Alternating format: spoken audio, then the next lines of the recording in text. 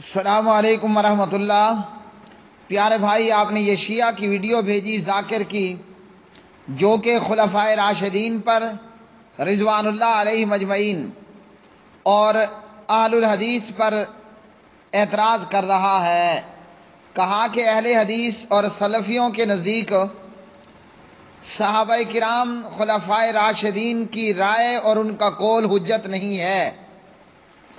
تو جی میرے پیارے بھائی، صحابہ کرام کی رائے، ان کا قول حجت ہے، اور یہ ایک معیار ہے اہل الحدیث کے نزدیک۔ اللہ سبحانہ و تعالیٰ فرماتے ہیں فَإِنْ آمَنُوا بِمِثْلِ مَا آمَنْتُمْ بِهِ فَقَدْ اهْتَدَوْا، پھر اگر وہ اس چیز پر ایمان لائیں جس پر تم ایمان لائے ہو تو بے شک وہ ہدایت پا جائیں گے۔ وَإِنْ تَوَلَّوْا فَإِنَّمَا هُمْ فِي شِقَاقٍ، اور اگر وہ منہ موڑیں تو پھر وہی ہیں مخالفت میں۔ یہ سورہ البقرہ پارہ نمبر 1 آیت نمبر 137 ہے۔ یہاں اللہ نے صحابہ کے ایمان کے لانے کو معیار بتلایا ہے۔ تو اس لیے محترم میرے پیارے بھائی، صحابہ کی جو رائے ہو، ان کے جو قول ہوں، وہ اہل الحدیث کے نزدیک حجت ہیں۔ اور پھر جب کسی معاملے میں اختلاف آ جائے تو خود صحابہ کا بھی یہ عمل تھا کہ وہ پیارے نبی علیہ السلام کی احادیث کو لے لیا کرتے تھے۔ جیسے جناب ابو بکر رضی اللہ عنہ نے زکوٰۃ نہ دینے والوں کے خلاف خروج کیا، اور عمر رضی اللہ تعالی عنہ نے فرمایا کہ آپ کلمہ پڑھنے والوں یا نماز پڑھنے والوں کے خلاف کیسے خروج کریں گے؟ تو ابو بکر رضی اللہ عنہ نے فرمایا کہ جو ایک رسی کا بھی انکار کرے گا، نماز اور زکوٰۃ میں فرق کرے گا، ایک اونٹ کی رسی بھی روکے گا، ابو بکر اس کے خلاف لڑے گا۔ تو ابو بکر نے جب قرآن پاک سے دلیل دی، جناب عمر رضی اللہ عنہ نے مان لی۔ تو یہی صحابہ معیار ہیں، صحابہ کا قول، ان کی رائے ہمارے لیے اہل الحدیث کے لیے معیار ہے۔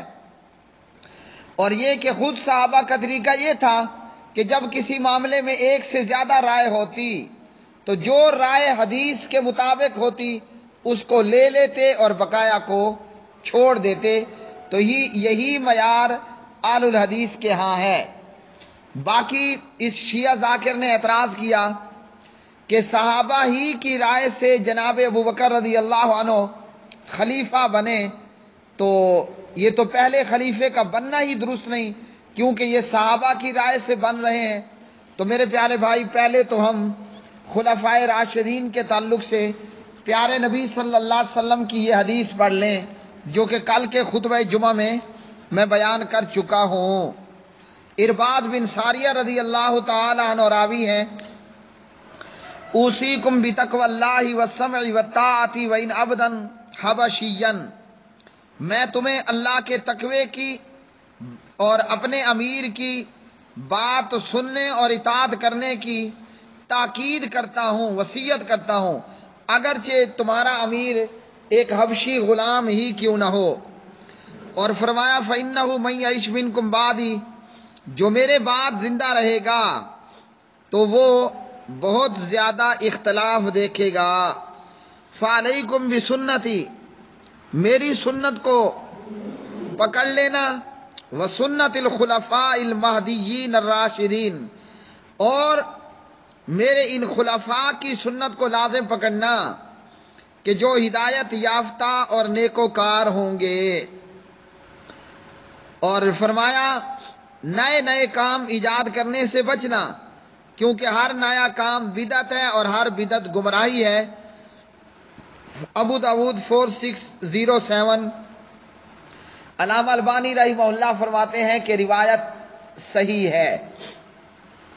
تو اس حدیث میں پیارے نبی علیہ الصلاۃ والسلام نے خلفائے راشدین کی سنت کو مضبوطی کے ساتھ پکڑے رہنے کا حکم دیا، اور یہی خلفائے راشدین اور صحابہ کرام ہیں جنہوں نے بالاتفاق جناب ابو بکر رضی اللہ عنہ کو اپنا خلیفہ منتخب کیا، اور انہی میں حضرت مولا علی رضی اللہ تعالی عنہ ہیں جنہوں نے جناب ابو بکر کی بیعت کی اور ابو بکر کو خلیفہ مانا، پھر عمر کی بیعت کی اور عمر کو خلیفہ مانا، پھر جناب عثمان کی بیعت کی اور ان کو اپنا خلیفہ مانا رضوان اللہ علیہ مجمعین۔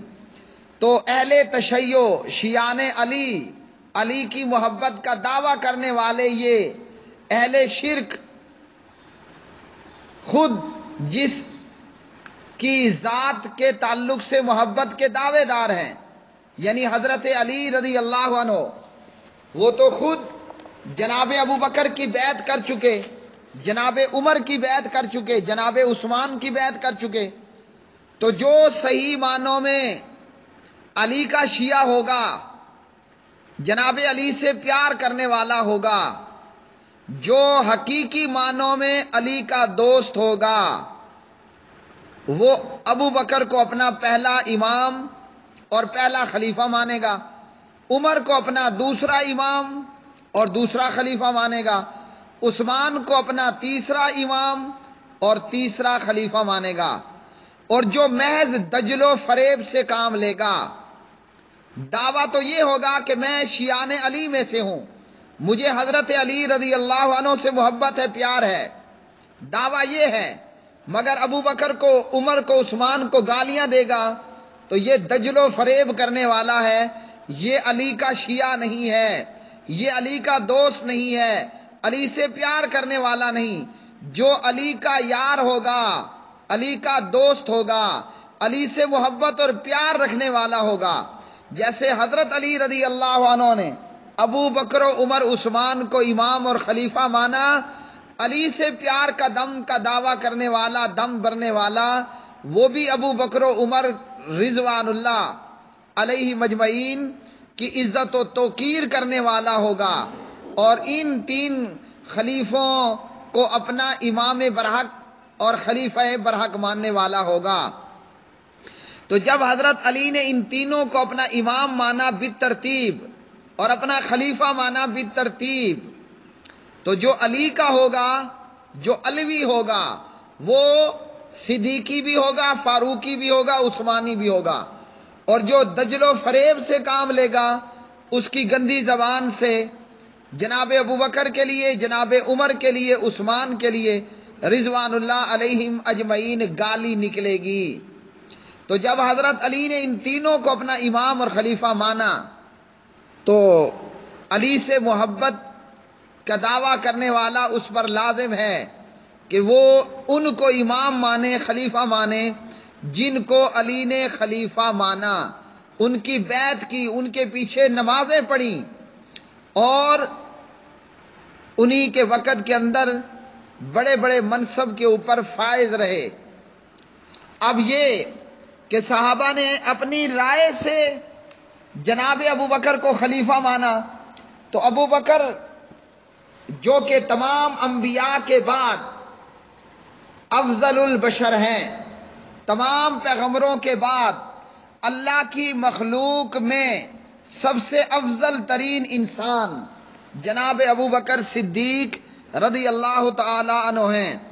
ابو بکر وہ امام ہے اور وہ امام برحق ہے، وہ خلیفہ برحق ہے کہ ابو بکر کو امامت حضرت محمد صلی اللہ علیہ وسلم کی زندگی کے اندر ہی مل چکی تھی۔ ابو بکر کو امامت بلا فصل پیارے نبی کی زندگی کے اندر ہی عطا ہو چکی تھی، اور ابو بکر کو امام کس نے بنایا؟ خود امام اعظم ختم الرسل جناب محمد الرسول اللہ صلی اللہ علیہ وسلم نے بنایا۔ تو صحابہ کرام نے اسی چیز کو سامنے رکھ کر جناب ابو بکر کو اپنا پہلا خلیفہ اور پہلا امام، خلیفہ برحق، امام برحق، خلیفہ بلا فصل تسلیم کیا۔ آئیے حدیث سنتے ہیں کہ ابو بکر کیسے نبی علیہ الصلاۃ والسلام کی زندگی میں امامت کے مستحق ہوئے اور امام بنے۔ عن ابی موسیٰ قال مرض النبی صلی اللہ علیہ وسلم فاشتد مرضه فقال مرو ابا بکر فلیصلی بالناس قالت عائشۃ انہ رجل رقیق اذا قام مقامک لم یستطع ان یصلی بالناس قال مرو ابا بکر فلیصلی بالناس فعادت فقال مری ابا بکر فلیصلی بالناس فإنکن صواحب یوسف فأتاه الرسول فصلى بالناس فی حیات النبی صلی اللہ علیہ وسلم۔ صحیح بخاری کتاب الادان، حدیث کا نمبر ہے 678۔ باب ہے اہل العلم والفضل احق بالامامت۔ ابو موسیٰ اشعری رضی اللہ عنہ راوی ہیں، فرماتے ہیں نبی علیہ السلام بیمار ہوئے اور آپ کا مرض شدت اختیار کر گیا تو پیارے نبی صلی اللہ علیہ وسلم نے کہا کہ ابو بکر کو حکم کرو کہ وہ لوگوں کو نماز پڑھائے۔ کہاں؟ مصلی محمد الرسول اللہ صلی اللہ علیہ وسلم پر کھڑے ہو کر نماز پڑھائے۔ سیدہ عائشہ فرماتی ہیں ابو بکر نرم دل کے آدمی ہیں، جب آپ کے مصلی پر مصلی امامت پر کھڑے ہوں گے لوگوں کو نماز نہ پڑھا سکیں گے۔ پیارے نبی نے کہا ابو بکر سے کہو کہ لوگوں کو نماز پڑھائیں۔ عائشہ نے پھر یہی بات کہی تو نبی علیہ السلام نے کہا اے عائشہ ابو بکر سے کہو لوگوں کو نماز پڑھائیں، تم عورتیں تو مجھے یوسف علیہ السلام کی ساتھ والی عورتیں معلوم ہوتی ہو۔ پھر ایک آدمی ابو بکر کے پاس آیا اور اسے یہ پیغام دیا تو جناب ابو بکر نے نبی علیہ السلام کی حیات میں، آپ کی زندگی میں مصلی امامت پہ کھڑے ہوئے اور لوگوں کو نماز پڑھائی۔ اگلی حدیث، اور اس حدیث کا نمبر ہے اسی باب میں 769۔ عن عائشہ ام المؤمنین رضی اللہ تعالی عنہا انہا قالت ان رسول اللہ صلی اللہ علیہ وسلم قال فی مرضه مروا ابا بکر یصلی بالناس قالت عائشۃ قلت ان ابا بکر اذا قام فی مقامک لم یسمع الناس من البکاء فمر عمر فلیصلی بالناس فقالت عائشۃ فقلت لحفصۃ قولی له ان ابا بکر اذا قام فی مقامک لم یسمع الناس من البکاء فمر عمر فلیصلی للناس ففعلت حفصۃ فقال رسول اللہ صلی اللہ علیہ وسلم ما ان كنا لانتن صواحب یوسف مروا ابا بکر فلیصلی بالناس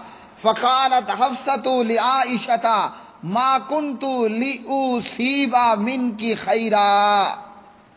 عائشہ فرماتی ہیں کہ نبی علیہ السلام نے بیماری کی حالت میں مرض الوفات میں کہا کہ ابو بکر سے کہو کہ وہ لوگوں کو نماز پڑھائیں۔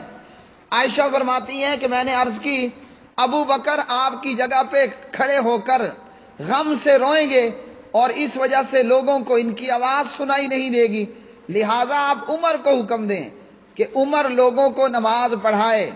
عائشہ فرماتی ہیں میں نے پھر حفصہ سے کہا کہ تم بھی رسول اللہ صلی اللہ علیہ وسلم سے کہو ابو بکر کھڑے ہو کر رونے لگ جائیں گے، عمر کو حکم دیجئے کہ وہ لوگوں کو نماز پڑھائیں۔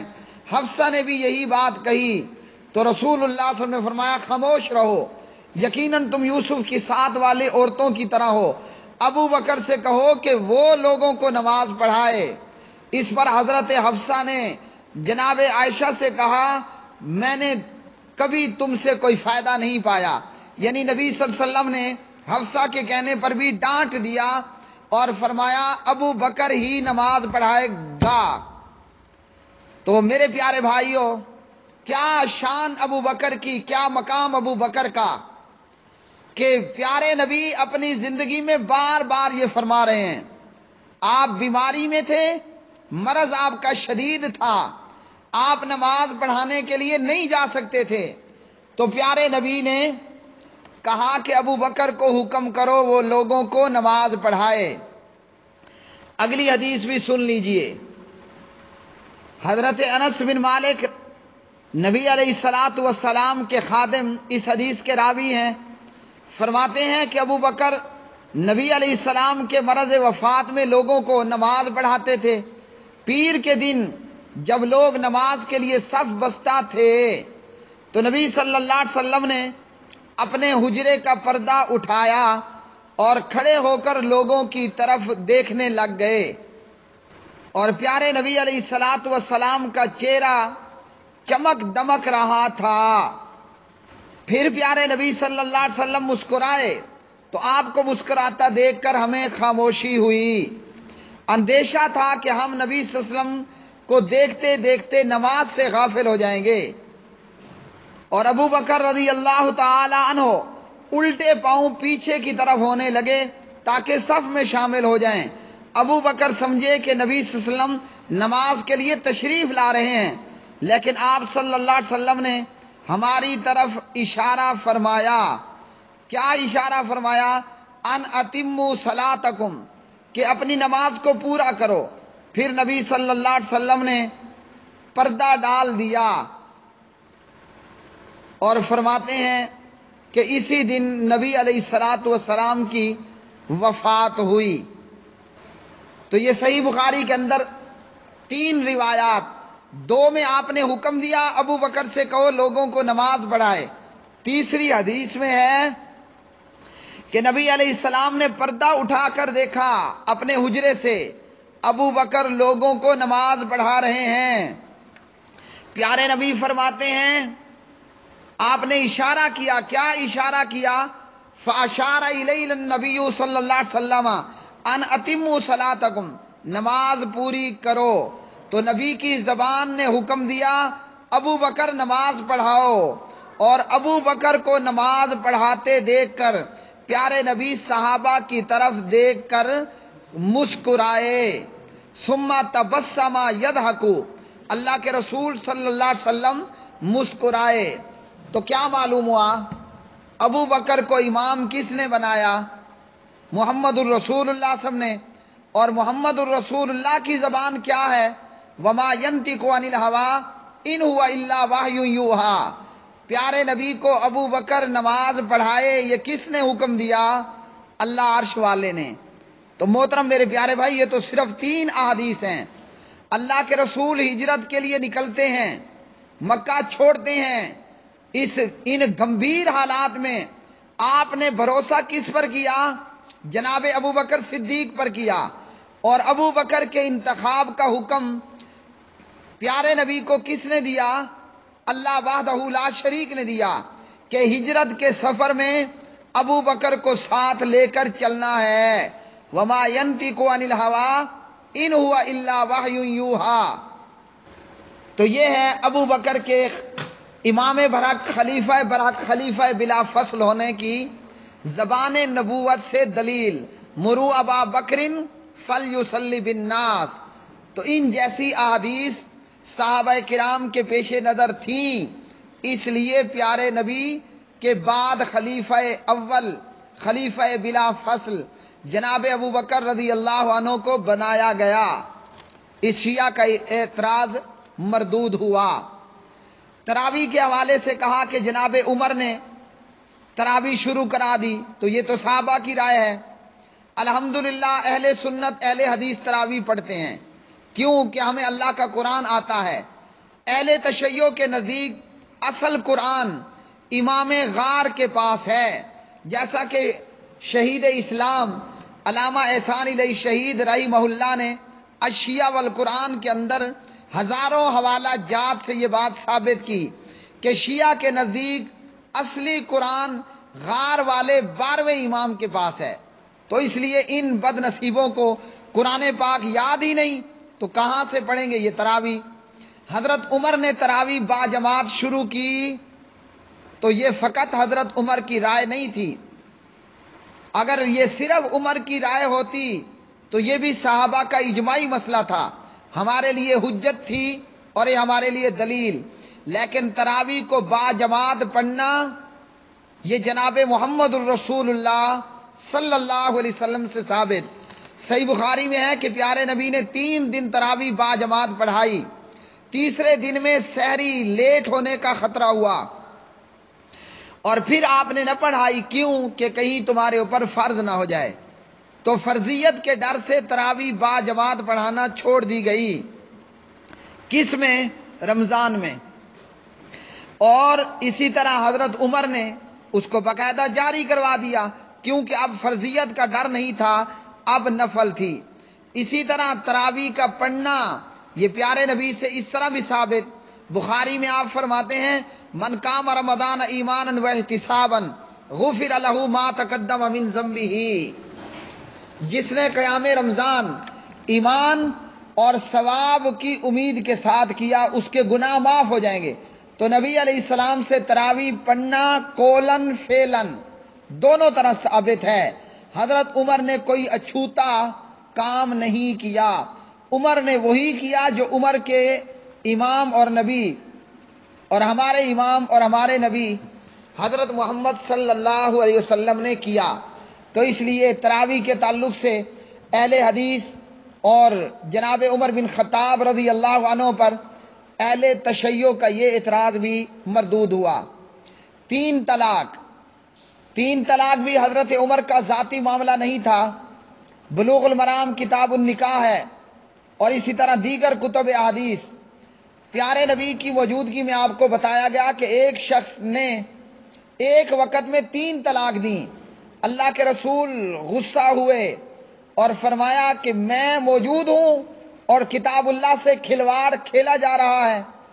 عمر نے فرمایا مجھے اجازت دیجئے میں اس کی گردن کاٹ دوں، آپ نے اجازت نہ دی، تو خود نبی علیہ السلام نے بیک وقت 3 طلاق کو انتہائی ناپسندیدہ قرار دیا اور اس پر وعید فرمائی۔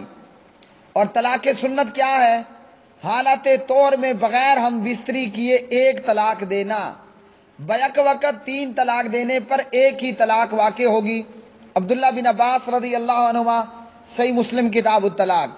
تو اللہ کے رسول خود اکٹھی 3 طلاق دینے پر شدید غصہ ہوئے اور عمر نے بیک وقت 3 طلاق کو نافذ کر دیا کہ اب جو کرے گا رجوع نہیں ہوگا۔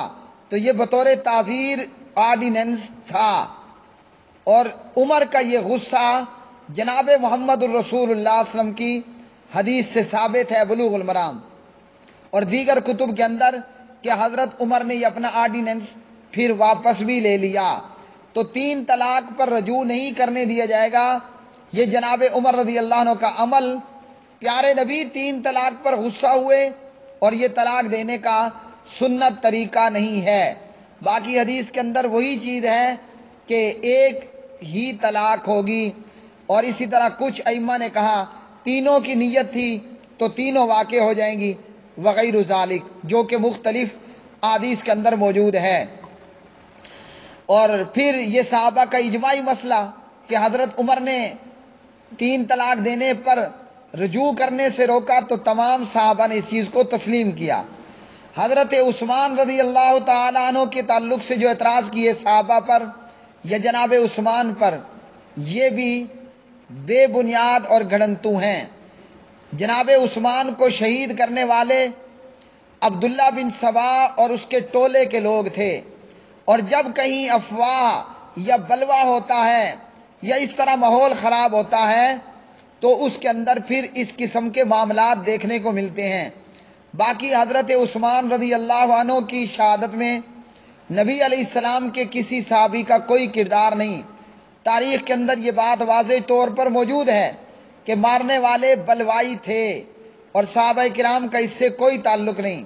حضرت عثمان نبی علیہ الصلاۃ والسلام کے وہ صحابی ہیں جن کے تعلق سے پیارے نبی نے فرمایا عثمان فی الجنہ، اور آپ نے فرمایا عثمان آج کے بعد تو کوئی بھی عمل نہ کر پھر بھی تو جنتی ہے۔